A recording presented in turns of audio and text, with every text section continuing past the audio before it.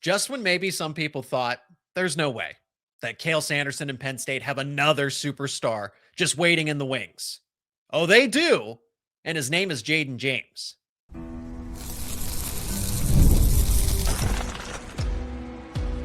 You are Locked On Nittany Lions, your daily podcast on the Penn State Nittany Lions. Part of the Locked On Podcast Network, your team every day. Jayden James has arrived. My name is Zach Seyko, your host as always. Thank you so much for being here as we are talking Penn State wrestling. You know what's crazy about all of this is that there isn't a clear path for someone like Jayden James into the Penn State wrestling lineup next season. We're going to get to all of that. Lorenzo Norman ends up committing to Oklahoma State. Why was he interested in Penn State and why this is a big move for David Taylor?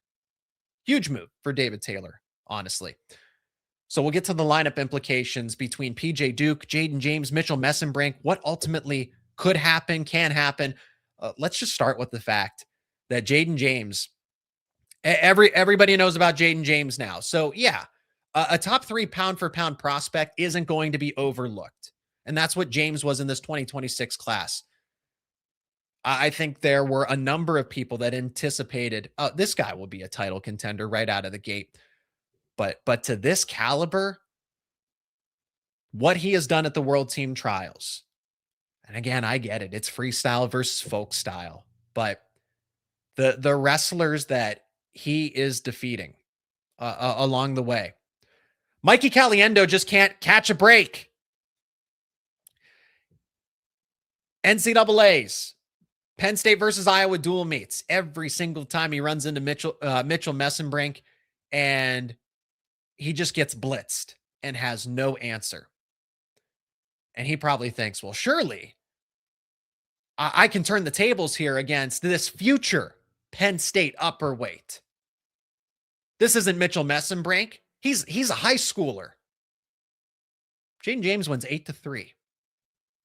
Joe Sealey, Penn State versus Penn State. Oh, yeah, you better believe that Penn State versus Penn State had a wrestling match there.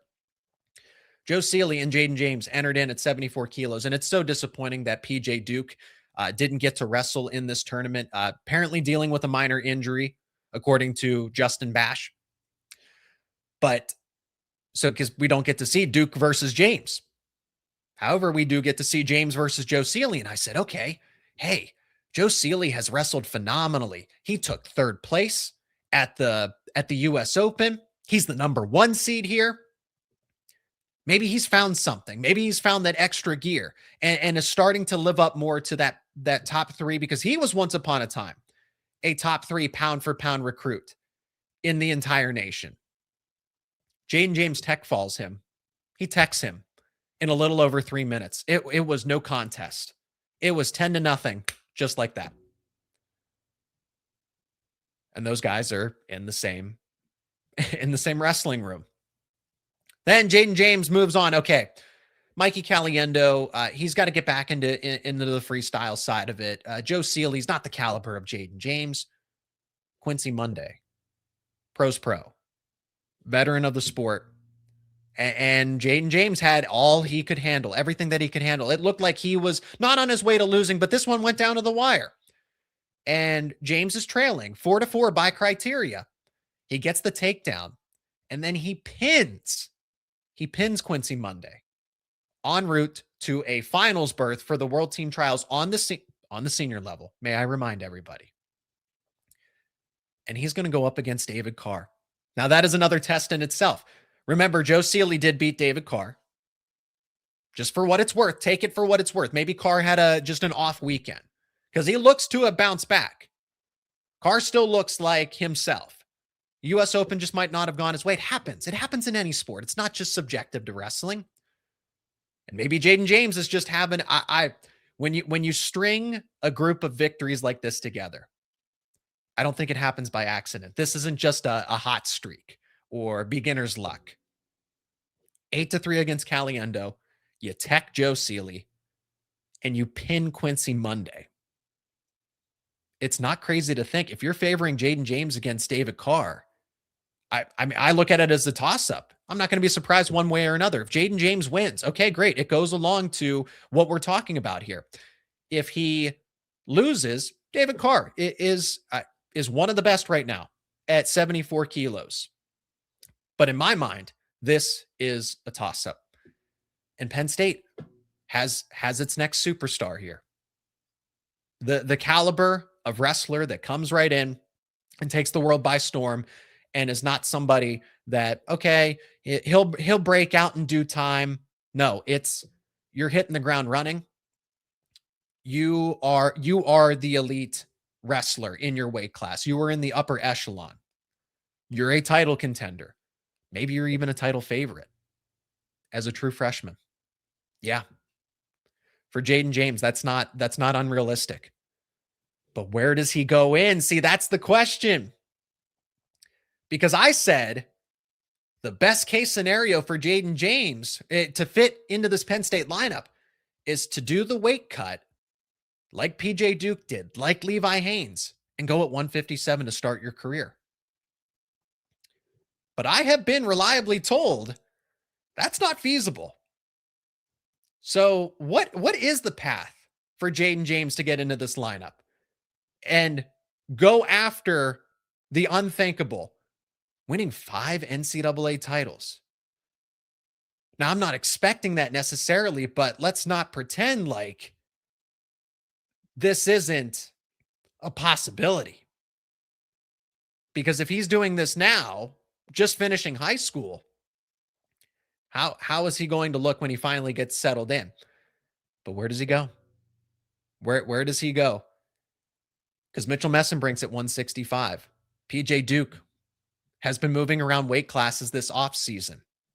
And I've been told that Jayden James cannot make the cut to 157. So we got to figure all that out. Where is the pending superstar going to go in Penn State's lineup? That is coming up next here on Locked On Nittany Lions.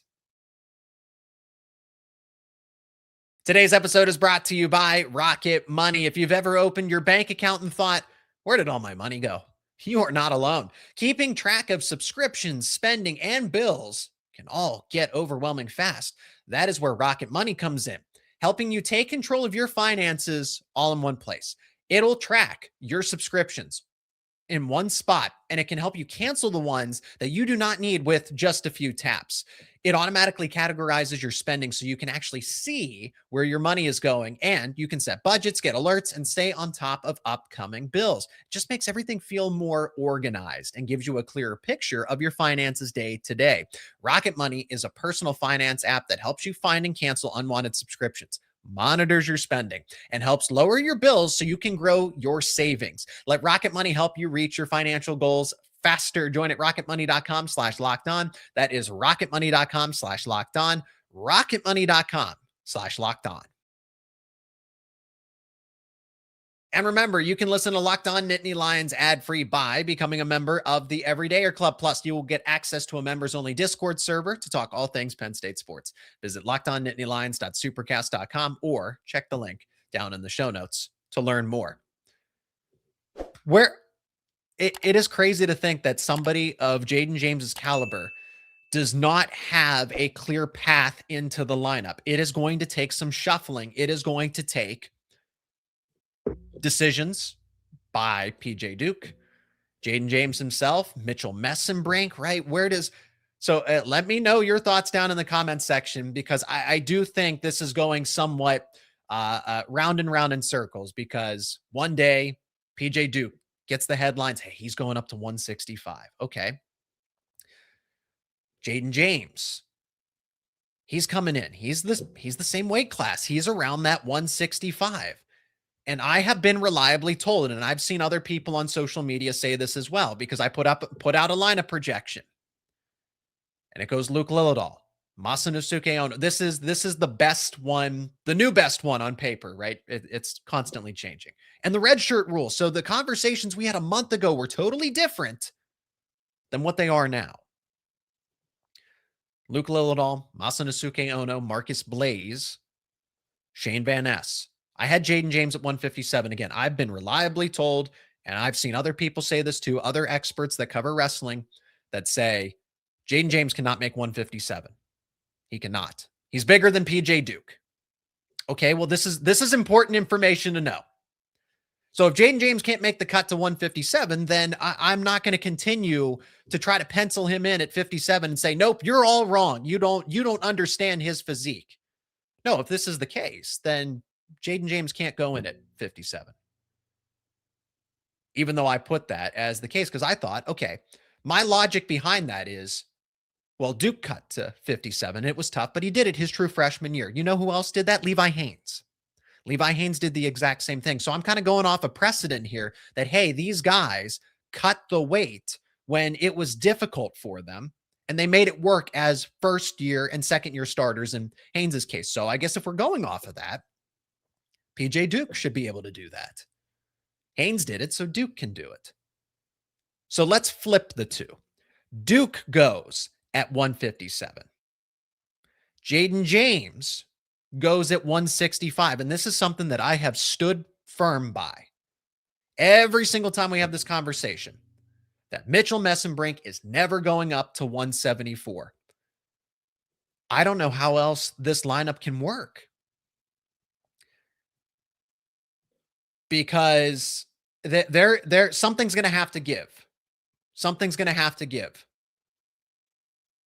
If Mitchell Mesenbrink is going to stay at 165, then Jayden James has to go all the way up to 174. And I guess that's not a bad possibility. That's not impossible for him, because the projection is that he ultimately ends up at 184 anyway.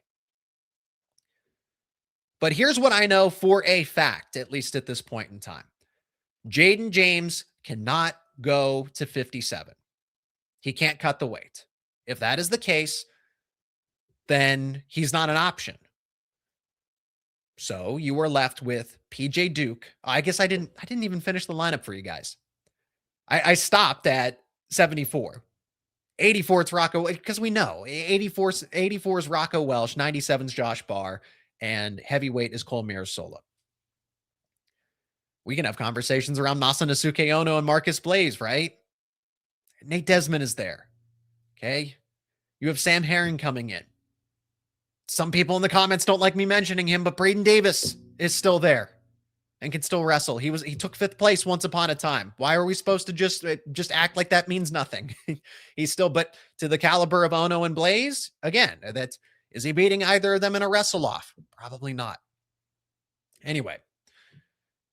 So if Jayden James can't make the cut to 57, your options are PJ Duke, because I don't think PJ Duke is just going to take the season off. Now that there's no redshirt, he forfeits a year of competition. Why would he do that? Why would Jayden James want to do that? It made sense with the red shirts. Hey, progressively bulk up, take the season, focus on some freestyle. You don't have that luxury anymore. It means that somebody's going to be on the losing end of this. I hate to see this for William Hankel. I hate to see this for Tyler Kasak. I do not have them in my lineup projections. Regardless, if you have PJ Duke go up to 74, I think PJ Duke beats William Hankel, which is crazy. If Jayden James goes up to 74, as we've seen it over the past, who he is beating, freestyle versus folk style. Look, I am always going to default to wrestling is wrestling. It still requires strength, technique, power, speed, moves. That all translates between freestyle and folk style. Okay? Mat wrestling is a key element, but if Jayden James can push around some of the best wrestlers and turn some of the best of the pros, then what's to say he's not a good mat wrestler, or that he can't be? Tyler Kasak and Joe Sealey. If Duke's going to stay at 57, then Duke's going to be the guy. I just can't see, as great as Joe Sealey's wrestled here over the freestyle circuit. Tyler Kasak dealing with injuries and stuff, but he's got a long way to recover. I've talked about how Mitchell Mesenbrink is the key to all of this. Him deciding to stay at 65 means that Jayden James or PJ Duke, one of them has to go up. Yes, it does, because these guys are not going to sit the bench. They are going to want to find their way into the lineup. If Mesenbrink goes up to 74, okay, it still requires, again, Jayden James can go right in at 65, and then PJ Duke's got to make the weight cut to go at 57. So let me know which version you think is best. Based on what we know right now at this present moment, I think having a lineup that goes Duke, James, and Mesenbrink is your best lineup. Since now we know James can't make the cut to 57, that is how. So the final lineup at this moment: Luke Lillidahl, Masanasuke Ono, Marcus Blaze, Shane Van Ness, PJ Duke, Jayden James, Mitchell Mesenbrink, Rocco Welsh, Josh Barr, Cole Mirasola. Points record, again, well within reach more than that. Points record is going to be reset again if everybody stays healthy. And then they go after the champions and the finalists records. That's what's on the table here. Oh, and that win streak will definitely stay intact. Still to come here, Lorenzo Norman was surprisingly interested in Penn State and had them in the top 3, and it seemed like it was down to Oklahoma State and Penn State. Well, he chooses the Cowboys. That's a big move for David Taylor in Oklahoma State. I can't lie. That is a really good get out of the portal and does close the gap on Penn State. I'll explain why coming up next here on Locked On Nittany Lions.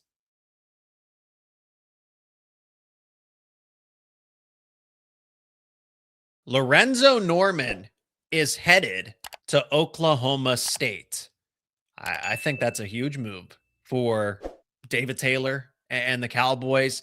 Not so much of a miss for Penn State. I think it's actually a bigger deal for Ohio State because they needed this caliber of wrestler to fill the vacancy left by Carson Hartshla. So as we've talked about over the course of this show, Penn State seems pretty content with everything they have at 57, 65, and 74. Before I get to the Oklahoma State angle of it, why would Norman be interested in Penn State? I mean, why wouldn't he be, right? Penn State's the number 1 program. Penn State's been the best program for the past decade plus.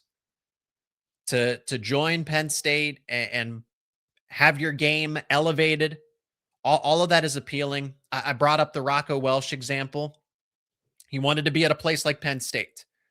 And he said, again, not directly quoting him, but the understanding is that basically he said, if I can't win a starting job at Penn State, am I really that elite? And so Lorenzo Norman, I mean, look, there is the 174-pound weight class is open. Who is going to fill it at the end of the day? If that's Mitchell Mesenbrink, if that's PJ Duke, if that's Jayden James, to be determined. William Hankel, to be determined. But it's open, and vacancies like this for Penn State are coveted. So Lorenzo Norman being interested, maybe he just wanted to come, because I don't think Cael was going to tell him no. I don't think Cael was going to turn away Lorenzo Norman and say, nope, we're good. We don't want any more. No, competition is competition. Iron sharpens iron. And that's why Penn State would have taken a transfer like Lorenzo Norman. No, you're good, but we got other guys that are better. So we're not going to accept your transfer portal commitment. Prove it, kind of deal. If Lorenzo Norman thought he was the best 174-pounder in Happy Valley, or could have been, then I don't see why Penn State would have turned him away. But did he want to get into the middle of that competition? There's a little less resistance. So now let me talk about the Oklahoma State side of it. There's 2 takeaways here. One, there's a lot less resistance at 174 than there is for Penn State for obvious reasons. Hankel, Mesenbrink, PJ Duke, Jayden James, any of them. You got to go through any of them if they decide to go up to 174, other than Hankel, who's already there. Let me not forget about Asher Cunningham. Asher Cunningham is still an elite up-and-coming prospect. Even though he's not the best of the bunch, I mean, that's still somebody that could be an All-America contender at a lot of other places. Lorenzo Norman going to Oklahoma State. Okay, hey, Penn State's a little too crowded, but Oklahoma State is offering something that is an alternative to Penn State. High-level competition, the iron sharpens iron, no competition is bad competition type deal. And there's a lot less resistance in Stillwater, at least at 174, because they're starting to load up at some weight classes. But this lineup for Oklahoma State, guys who were All-America caliber, or at least could have contended for a spot, right? Alex Facundo, Casey Swiderski, very well could be backups going into this season. And David Taylor, if he wants to get serious, if he really wants to push the bar and catch Penn State, this is what you have to do. Penn State does it.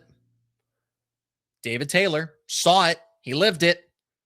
Now he's trying to recreate that same sentiment at Oklahoma State. And by adding Lorenzo Norman, you do just that. Alex Facundo was good, but he didn't win an NCAA title. I don't think he was close to being an NCAA title contender. It's not like he had some unlucky breaks. I think his ceiling, and he's a former Penn State wrestler. He was a top recruit once upon a time. I remember talking about Alex Facundo as a prospect, as a commit to Penn State once upon a time. And it's just never materialized. The injuries, I don't think all of it's just, he never developed. He dealt with a lot of injuries over the course of his career. Besides that point, Facundo didn't give Oklahoma State enough of what it wanted at 174. So bring in the competition. It's not even a guarantee that Lorenzo Norman starts at the end of the day, but Oklahoma State's competitive with its NIL. It is showing that it is not afraid to open up starting spot battles, that nobody's spot is safe. It's the same thing. Cael said this, hey, no spot is guaranteed every single time. You have to go and earn it. On what I don't know what basis that is. Is that a month by month? Is that a week by week? Is that a day by day type of thing? Probably not day by day, but who knows? And David Taylor is trying to copy that. So Norman and Facundo, I mean, I would take Lorenzo Norman, but he also deals with injuries of his own. Oklahoma State is looking to up their points total. I can tell you this objectively. Norman's a better scorer than Facundo. Facundo's a defensive wrestler. Lorenzo Norman is predisposed to putting up points. I talked about his bonus point rate. He had 15 bonus point wins in his first season with Stanford in 24-25. First season starting. He was injured this past season, so we didn't really get to see a whole lot of him. And when I talked about Stanford, Penn State matchups, and he was going up against Levi Haynes, I said, hey, don't look past Lorenzo Norman. This could be a tough battle for him. We never got to see it, but it would have been an entertaining one if it did happen against Levi Haynes at the time, back at the Journeyman Duels.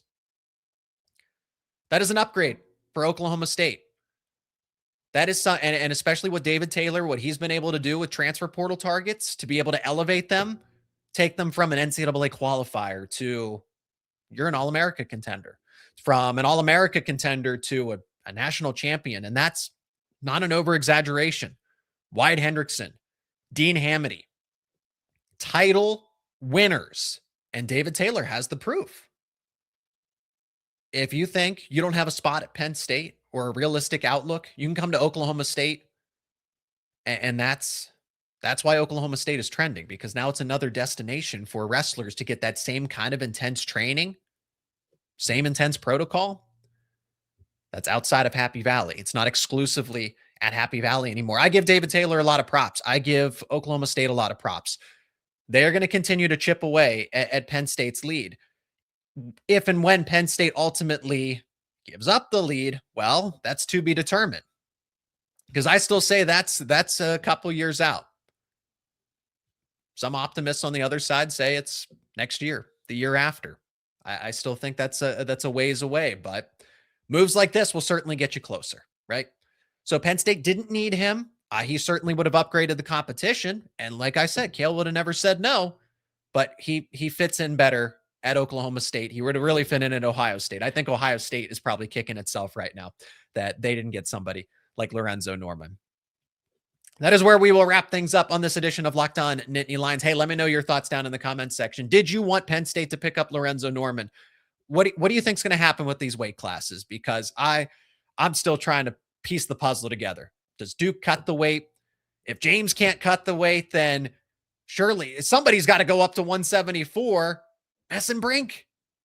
Do you think it's Jayden James that he just goes all the way up? Jayden James is that next superstar wrestler for Penn State. If you are new to the show, subscribe to the YouTube channel and wherever you get your podcasts so you do not miss out on these conversations around Penn State wrestling, Penn State football, Penn State recruiting, all right here on Locked On Nittany Lions.